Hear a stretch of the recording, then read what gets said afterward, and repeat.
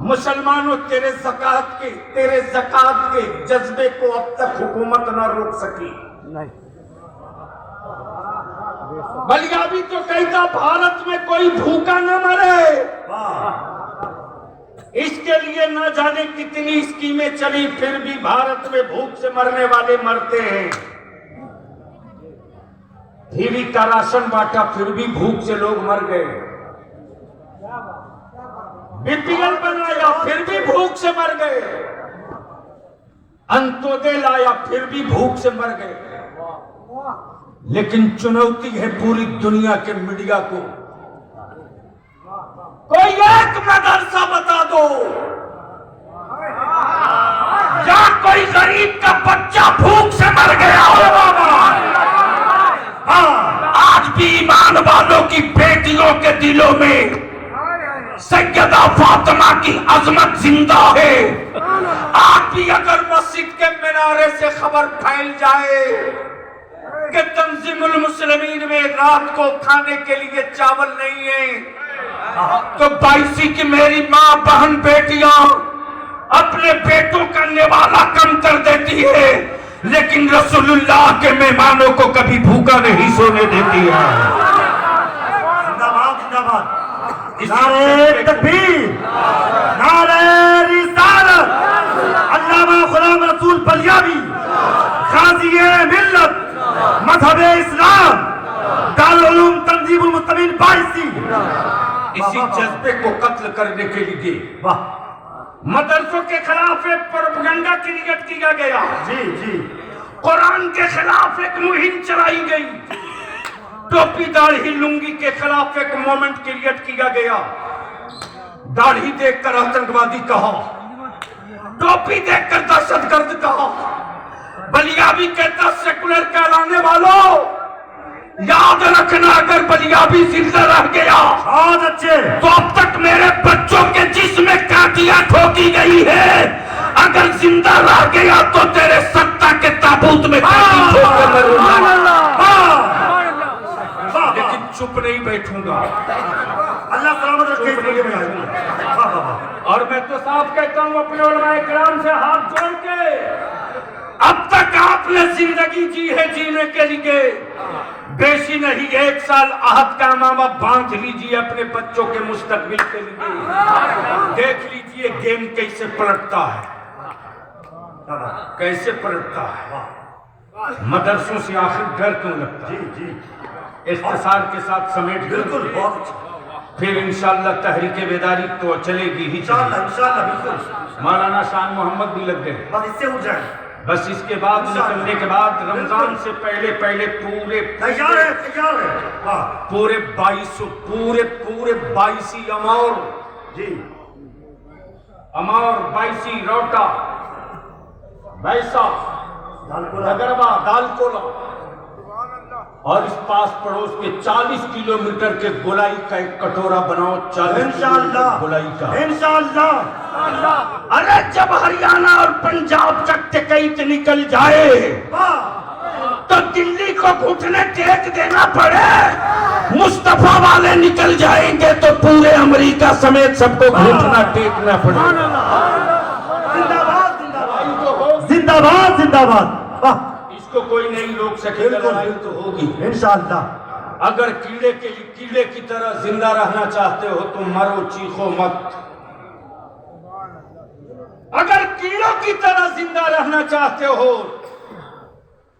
तो जख्म खाओ, चिल्लाओ मत। और अगर करबला वाले के गुलाम की तरह जीना चाहते हो तो पानी की भी हैसियत बता दो, मैदान की भी औकात बता दो, तख्त की भी हैसियत बता दो, ताज का भी वजन बता दो। मैं बड़ा परेशान था कि मदरसों से डर क्यों लग रहा है हुक्मरानों को। तो तारीख का एक थोड़ा सा आधा सफा पलट दो। ईमान से बोलो मुसलमानों, आज फलस्तीन में मुसलमान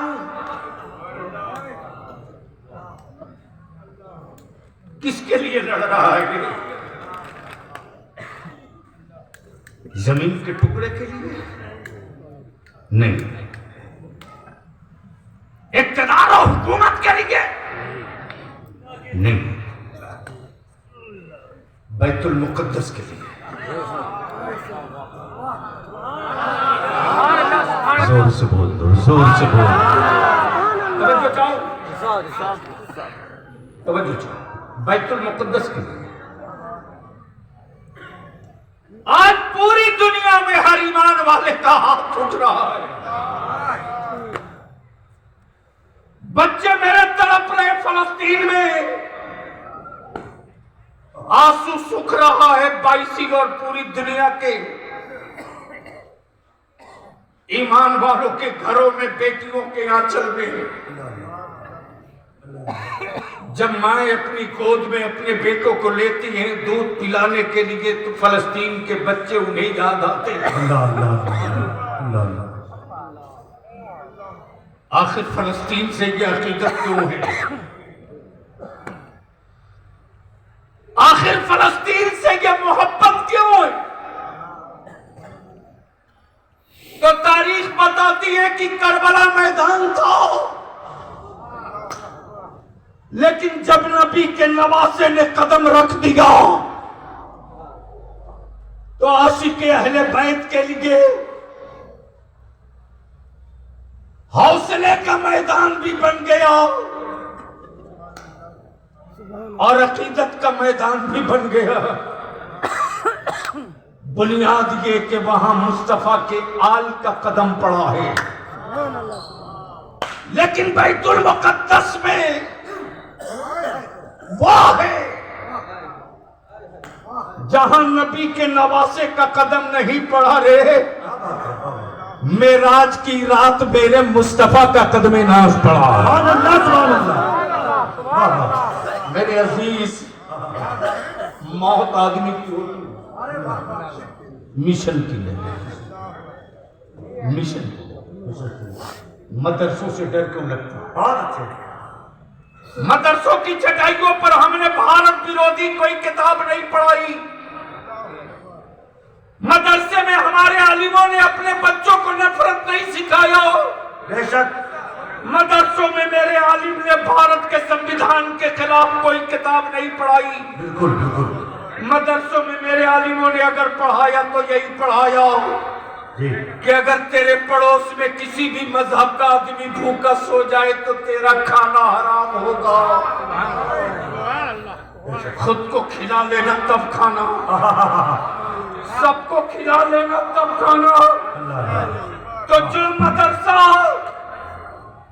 जो मदरसा अमन पढ़ावे, हुब्बुल वतनी पढ़ावे, अंग्रेजों के खिलाफ लड़ना सवाब बतावे,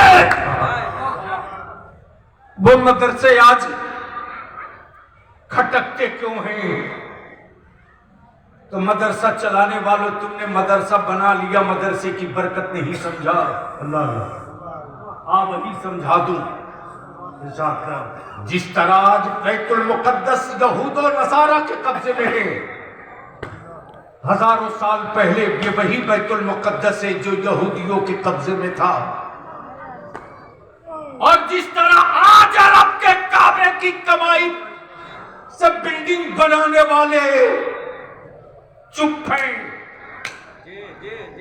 चुप हैं, चुप हैं। अब तक सलमान न बोला, वो लाल दुपट्टा लाल रुमाल वाला मुल्ला भारत के ईमान वालों को अकीदा समझाता, अब तक न बोला। क्या बात है? तब बलिया भी कहता लाल गमछा वाला मुल्ला सुन, तू सऊदिया का ज़कात खोर है, इसलिए तू सत्ता की बोली बोलेगा। हम हुसैन के टुकड़ा खोर है, मुस्तफा की बोली बोलेगा। नारे तकबीर, नारे रिसालत, हुसैन आज़म, मज़हब-ए इस्लाम, ख्वाजा का हिंदुस्तान, पैगामात मुस्तफा, गुलाम रसूल बलियानी साहब गाज़ी मिल्लत जिंदाबाद जिंदाबाद। जब इसी तरह से बैतुल मुक़द्दस पर यहूदियों का कब्जा हो गया था तो उस अरब की वादी में एक नौजवान खड़ा हुआ जिसका नाम सलाहुद्दीन अय्यूबी था। मदरसों से हुक्मरानों को डर क्यों लगता है? मदरसों का इतना खौफ क्यों है?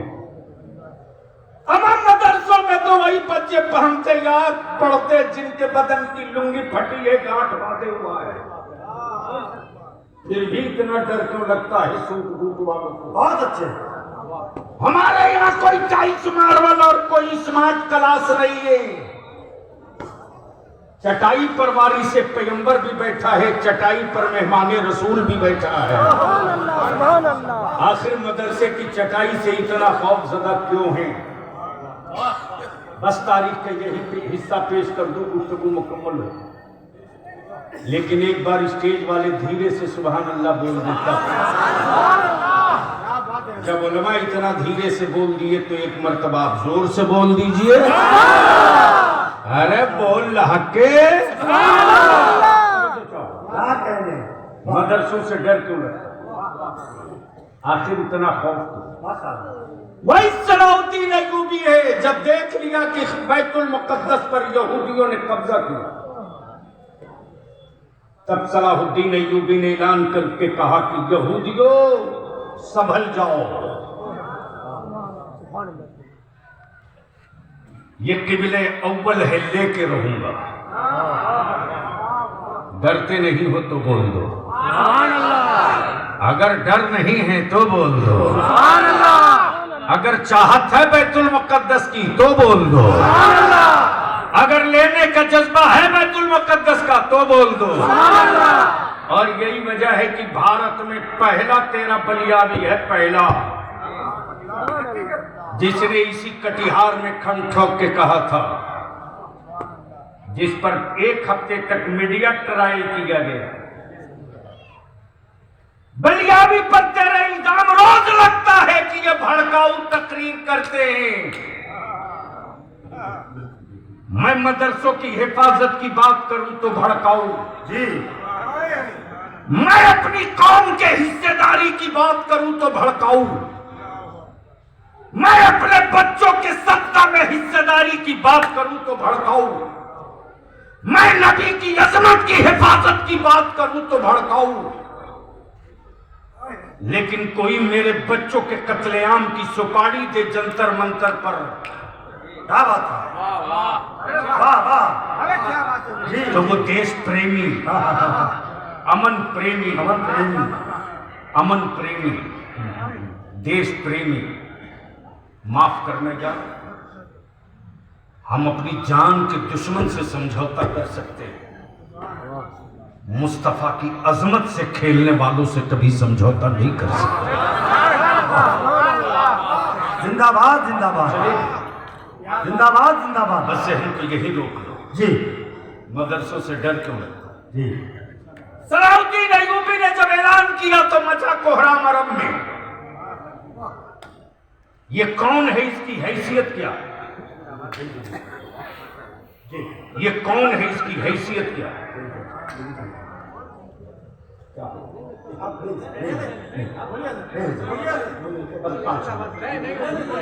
बोले, आप बोले। जितना चले पूरा रात चले कोई बात नहीं, चलते रहिए